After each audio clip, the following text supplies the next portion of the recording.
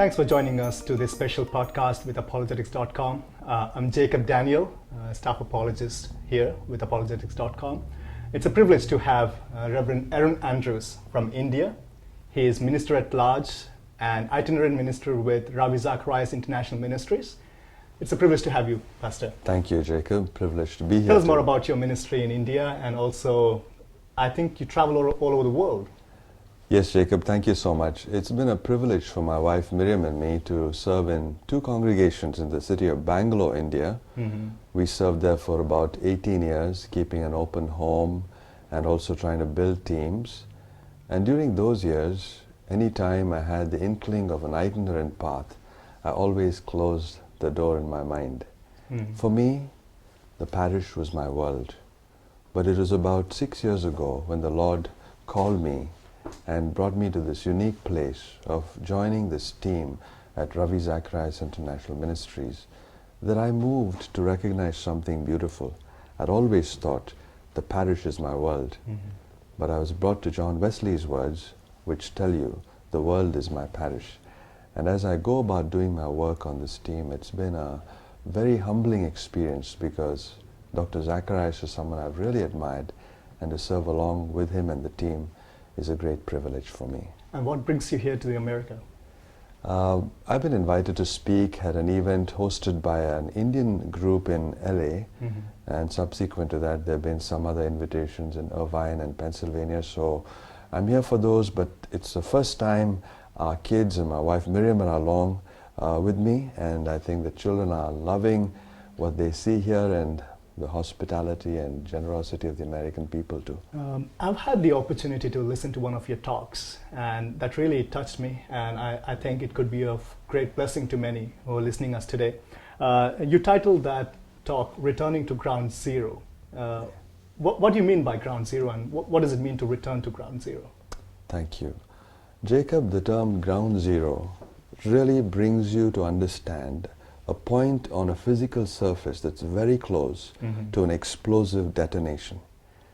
So the words ground zero have been often used, for example, to depict the destruction that took place in the city of Hiroshima.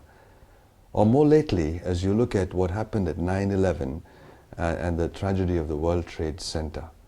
But I took that concept and said you can look at life through those words, and they could imply anything negative that's really shaken your foundation of life and altered it forever.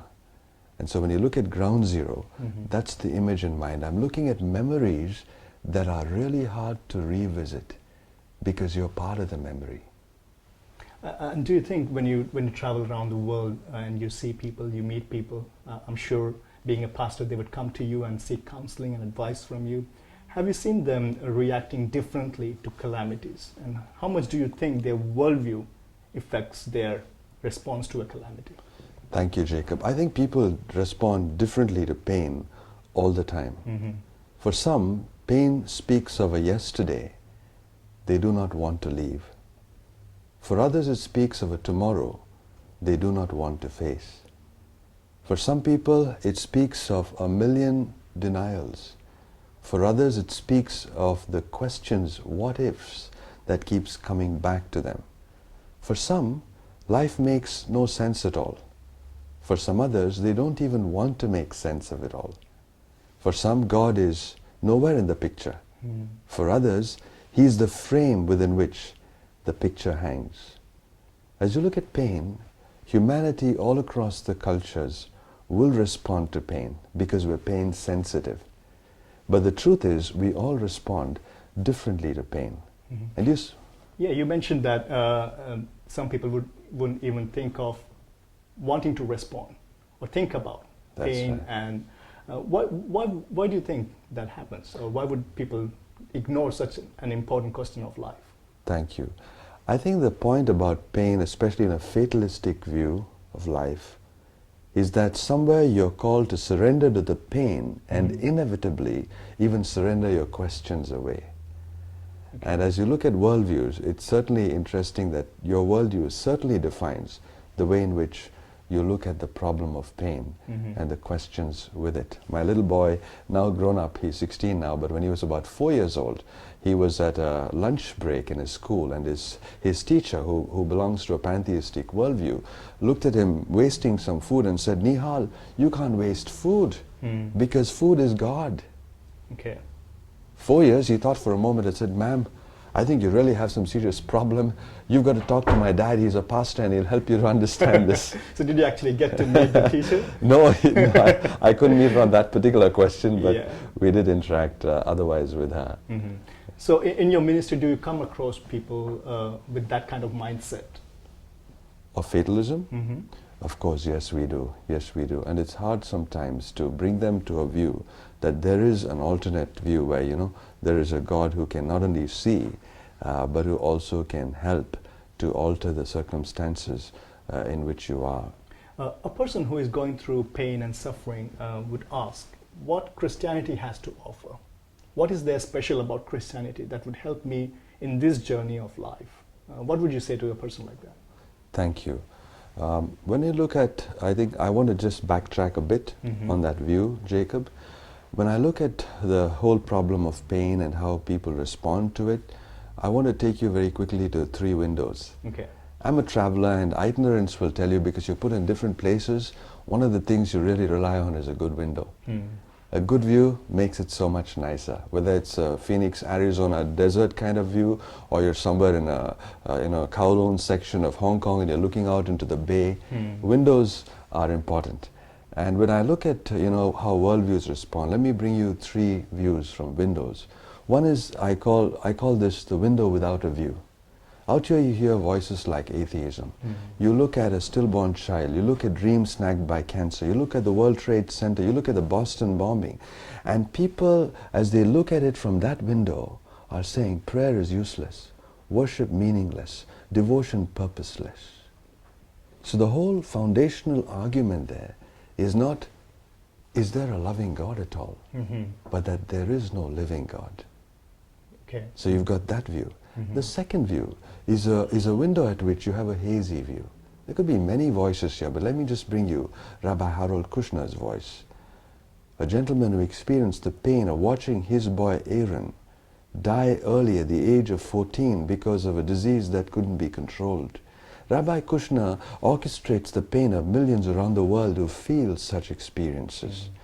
And yet, as you look at the book and the whole argument about trying to understand God, aren't we left with a position where we're thinking, maybe God truly loves us very much, but He's not powerful to deal with the questions of our lives? Such a position leaves you with a hazy view. But Jacob, there's this beautiful position, a position in which you have a very reasonable view of pain. We've often quoted respected voice of Christian thought, C.S. Lewis. God whispers to us in our pleasures, He shouts or screams to us in our pain. And as you look at the book of Hebrews, you remember, Jacob, how beautifully the writer tells us that God disciplines those He calls sons. As a dad, I can discipline my boy Nihal and our daughter Nehara, but I can never fancy disciplining someone else's son. At the most, in some cultures, as a teacher or educator, I have certain permissible parameters within which I can guide a child. But I can never take the excess privilege of being parent to that child, because that's a unique relationship that I'm set in only with my boy and my girl. And the Bible, in speaking of this view, says, when you are disciplined by the hand of God, when you experience pain, and you understand it as God's discipline at certain points, then you realize that it's actually authenticating a beautiful relationship. So as you look at how, the worldviews view pain, I want to just close this section by quoting for you from the words of Christian Rieger. He spent time in the Nazi concentration camps, and he said these words. He said, Nietzsche said that you can experience pain and bear with it if you understand the why of life. But he said, here in the concentration camps, I've understood the who of life, Jesus. Do you think it had been a kind of window experience for Siddhartha, Gautama Siddhartha, when he stepped out of his palace and witnessed the pain and suffering that was around him? Do you think he missed the who aspect of this whole thing? Thank you, Jacob. Gautama the Buddha, as he looked at his experience through the window of his very comfortable life, and then looked at how suffering outside was unexplainable sometimes, or not matching what he was living in, went out to try his own path, and in looking at life as based with that whole problem of desire, he looked at desire and the annihilation of desire as probably the way to find, true meaning and peace. You find in that view too, he cannot take you too far, because the why is dealt with, but the who is absent, because you're still in an atheistic frame, without really looking at someone who can be above you and yet beside you when the need is there. So coming back to my question that I asked you, what Christianity has to offer, or what Christ has to offer to a person who is asking this question? Thank you, Jacob. Sometimes we responders to questions hear a question and go a long way around, but you bring us back so well. As I look at the Christian view to respond to the problem of pain, it's fascinating, isn't it, that there is one who has come down from his heavens to dwell upon this earth just like us. He not only experienced the worst of pain, but when he was put on the cross, could actually articulate our worst in the cry, my God, why?" Let me take you to a real life moment. Sweetie was about 12 years old when we were all praying for her. She had been through thalassemia major, and as a little child she has memories of those drugs being pumped in through her veins all day and night, trying to sustain her. She was going in for a bone marrow transplant at one of India's leading institutions. It's called the Christian Medical College Hospital in Vellore, south of India. And from there she would write letters to me. On a certain day, in an isolation room, she writes this letter to me. She says, "Dear Pastor Arun, today they inserted the Hickman's catheter into my body. It was a very, very painful experience. But as I was experiencing the pain there, I closed my eyes and thought about my Jesus suffering on the cross of Calvary. And then I paused and said, thank you, God, for giving Hickman the wisdom to invent this catheter. Because in the light of Calvary's pain, my pain became bearable." It very much goes with this, that in times of suffering and pain, no argument is going to help us much, but definitely a friend who would sit with us and suffer with us. And I believe that's exactly what Christ has done. That's He right, suffers Jacob. with us every day and gives us the comfort that we need. That's right, Jacob. Someone who is going through doubt, wondering what steps should I need to take in terms of following this person who has promised that he will never leave or never forsake. What would you talk to or recommend that person to do? Thank you. I think it was Frederick Buechner who said, "Lord, thank you for allowing room for doubt, because in allowing room for doubt, you allowed room for me." Not all doubt is bad, Jacob. I'm sure you'd agree with that statement. I very much do. I believe people usually take doubt to be the opposite of belief, whereas the opposite of belief is unbelief. Right. And there are times we may have doubts but still believe. That's right. So in a sense, doubt can be like the knock on the door that opens the room of trust to you.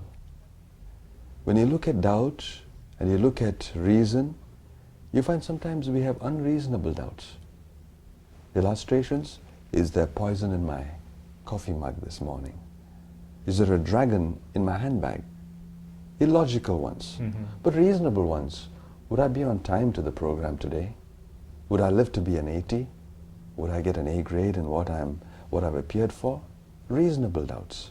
As you look at doubt, I want to take you to a moment in the Bible, the gospel narrative, which speaks about the post-resurrection experiences of Christ, tells you, isn't it, Jacob, that when Christ appeared to the disciples, there was one that was not there. Who was that one? Yeah, Thomas. Thank you. And you come from the very place in India that Thomas visited as a person who would carry the evangel. And I always say it had to be Thomas to come to India, because there are a lot of people seeking evidence and demanding some sort of credible thing to believe in. That's right, that's right. And very often, haven't you noticed, people call him Doubting Thomas? But I like to call him Inquiring Thomas. In fact, he's a good candidate on the other side of a Q&A for an apologist, because he's probing, seeking, and willing to take the evidence.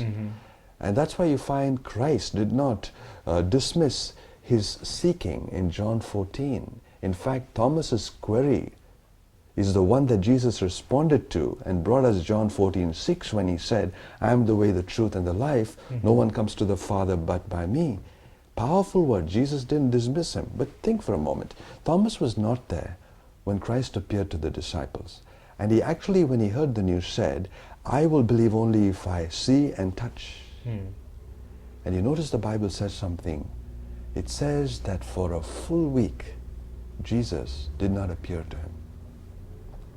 I don't know if the people have wondered where Thomas was when Christ first appeared. Had he forgotten his to-do list and was catching up with it?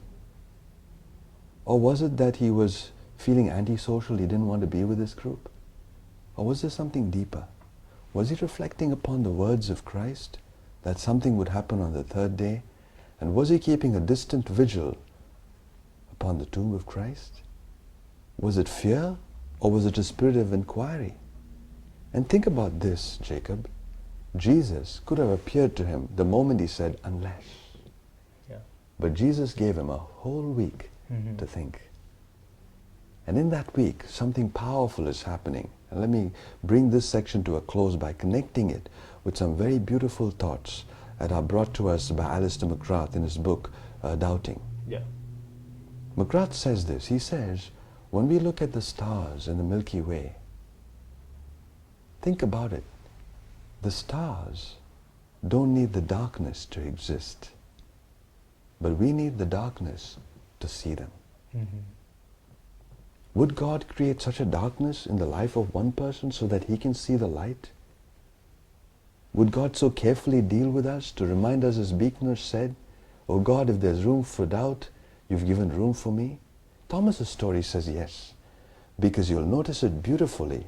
And in that 1 week, I think Thomas was tossing and turning in his bed, logically analyzing in the day, pictures from the raising of Bartimaeus, the stilling of the storm, the feeding of the 5,000, the Beatitudes, the beautiful moments of Christ and what he depicted, all were collated back in a reverse of memory that came to the present. And even before Christ could appear to him, Thomas was prepared for the affirmation, my Lord, my God. For Thomas, God brought him his darkness, so that through the darkness, the stars might appear, and more so, the Savior. As you have titled your talk, Returning to Ground Zero, would you talk to our listeners today and give them some word in terms of how, if they're reflecting on their ground zero, on wanting to make a decision, and if you would just talk to them? Thank you, Jacob. It's been a privilege, friends, to be addressing you, and I've been delighted to be with Jacob. Let me just quickly bring this to a close. As I look at people going through their pain, you can be so stuck in it, like Julien Lavardière, one of the people who created that beautiful image of light for the World Trade Center. Somebody who had his office in the World Trade Center but escaped that collapse and tragedy. He says it's difficult to actually analyze and reflect upon a memory when you're really part of that memory. But let me say this to you, that there is one who can walk through your road of memory, as he did at the Emmaus walk, with two people completely distraught. He alone can look back into time. He alone can look at your present. He alone can look at your future. And he can bring you to hope and answers. Christ is the one that can give you new joy, new meaning, new life in whatever context you are in. And it's not something you just believe in because somebody told you. McGrath says it beautifully. Faith is not belief without proof. It is trust without reservation. Trust in a God who has proven worthy of your trust. My respected team leader, Dr. Zacharias, says, the Christian faith is not a leap in the dark. It's a well-placed trust in the light of the world, Jesus. Whoever walks in the light does not need a candle. And I hope you'll enjoy the privilege of walking in his light by making that one step, that one knock, which opens the door to the room of trust. Thank you for listening. God bless. Thank you very much, Pastor Andrews. It's been a great blessing. Thank you, Jacob. May I also request our listeners, if you've been touched with this talk we've had today, and you have any comments or questions, please get in touch with us. We'll appreciate your emails or suggestions that you have. Please send it to us. Thank you very much for joining us today.